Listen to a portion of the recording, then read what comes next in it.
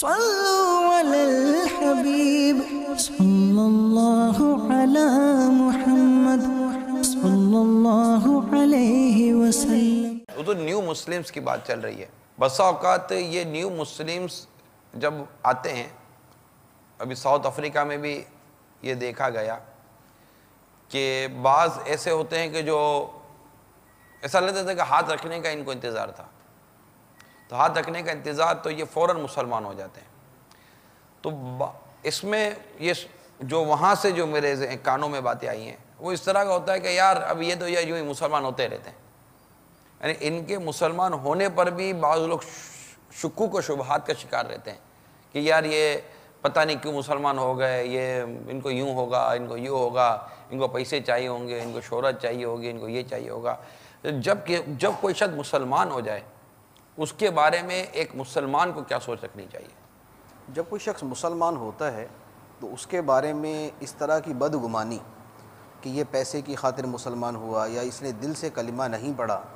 اور یہ چند دنوں کے بعد چھوڑ دے گا، اس طرح کی بدگمانی جو ہے یہ حرام قطعی ہے۔ حرام قطعی ہے، یہ حرام قطعی، اور اس کے بارے میں بڑی شدید وعیدیں احادیث مبارکہ کے اندر موجود ہیں۔ بخاری شریف کے اندر ایک حدیث ہے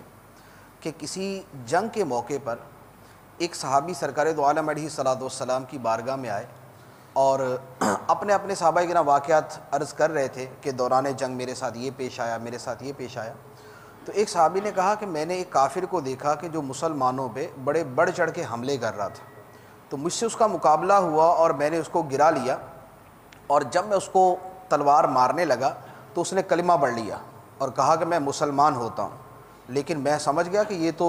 جو ہے وہ صرف اوپر سے بچنے کے لیے کلمہ پڑھ رہا ہے، تو میں نے اس کو مار دیا، قتل کر دیا۔ نبی پاک صلی اللہ تعالیٰ علیہ وآلہ وسلم نے ارشاد فرمایا کہ کیا تو نے اس کے کلمہ پڑھنے کے بعد بھی اسے قتل کر دیا؟ تو عرض کی کہ جی، اس نے تو جو ہے وہ دل سے تھوڑی کلمہ پڑھا تھا۔ نبی پاک علیہ الصلوۃ والسلام نے ارشاد فرمایا کہ کیا تو نے اس کا دل چیر کے دیکھ لیا تھا کہ اس نے دل سے کلمہ پڑھا یا نہیں پڑھا؟ پھر ارشاد فرمایا، صحابی کا نام لے کے ارشاد فرمایا کہ اے فلاں،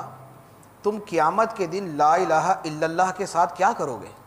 لا الہ الا اللہ کا کیا کرو گے کہ جب قیامت کے دن وہ شخص لا الہ الا اللہ کا کلمہ لے کے اللہ کی بارگاہ میں آئے گا۔ تو جس شخص نے کلمہ پڑھ لیا اس وقت اس کا وہ کلمہ پڑھنا ہمارے نزدیک معتبر ہے، ہم اس کے دل کا حال نہیں جانتے کہ اس نے دل سے پڑھا ہے، مال کی خاطر پڑھا ہے یا کس انداز میں پڑھا ہے۔ ہمارے اوپر فرض ہے کہ ہم اس کی بات کو تسلیم کریں اور اسے مسلمان مانیں بطور خاص کہ جو اس طرح نیا مسلمان ہونے والا ہے۔ تو اب اس کے اوپر یہ بدگمانی کرنا یہ صراحتاً اسی کے اندر آتی ہے جو قرآن پاک کے اندر فرمایا گیا، یا ایھا الذین آمنوا اجتنبوا کثیرا من الظن ان بعض الظن اثم، کہ اے ایمان والو بہت زیادہ گمان کرنے سے بچو کہ بہت سے گمان گناہ بھی ہوتے ہیں۔ تو یہ اسی گناہ والی بدگمانی کے اندر آتا ہے۔ حدیث مبارک کے اندر ہے، نبی پاک علیہ الصلوۃ والسلام نے حضرت علی رضی اللہ تعالیٰ عنہ سے ارشاد فرمایا کہ اے علی، تیرے ہاتھ پہ کسی شخص کا مسلمان ہو جانا یہ دنیا و ما فیہا سے بہتر ہے۔ یعنی کوئی شخص ہدایت قبول کر لے تو یہ دنیا اور دنیا کی ساری دولت سے بڑھ کے جو یہ دولت ہے، تو لہذا جو شخص بھی کلمہ پڑھے، خواہ وہ گورا ہے یا کالا ہے، وہ پڑھا لکھا ہے یا ان پڑھ ہے، وہ جوان ہے یا بوڑھا ہے، اس کلمہ پڑھنے کو شرح صدر کے ساتھ یعنی کھلے دل کے ساتھ تسلیم کرنا چاہیے، اور اس کے اوپر اس طرح کی بدگمانی جو ہے وہ ہرگز نہیں کرنی چاہیے۔ صلوا علی الحبیب صلی اللہ علی محمد صلی اللہ علیہ وسلم۔